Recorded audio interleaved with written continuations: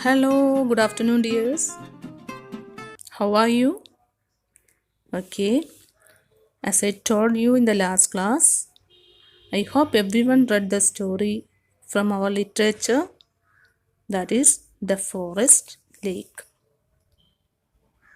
Have you heard about Tarzan's story?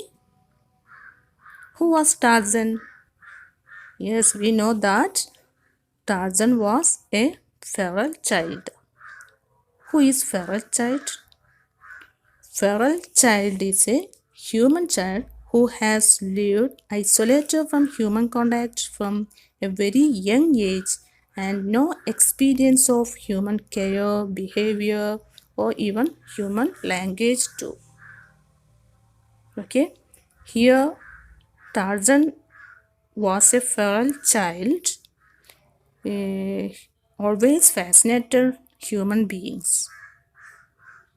We can say that feral child is a wild child, is one who has been brought up by wild animals, not knowing that they are human.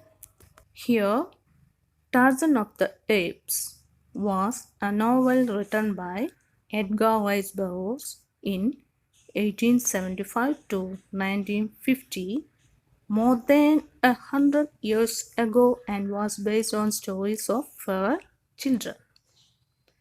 The novel became extremely popular and many books, comic books, and films were made about the character Tarzan. Dear children, now let us summarize the story. At 10, little Tarzan was not as big or as strong as his brothers and sisters.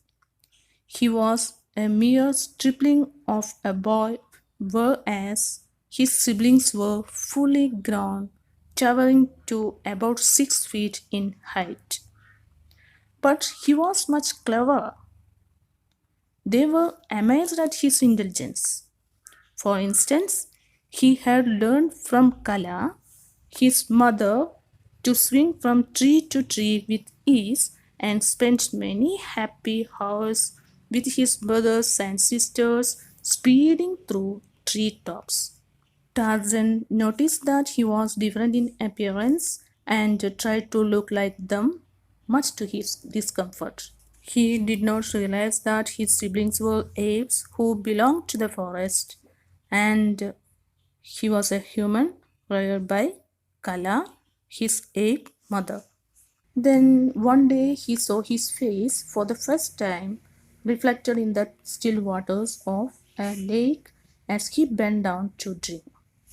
He was so stunned by his appearance that he was not aware of Saber, the lioness, okay, preparing to pounce from the bushes behind him.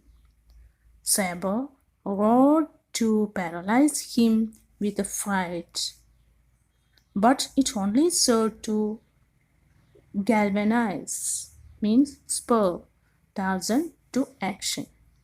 He plunged into the lake, though he knew it could be dangerous.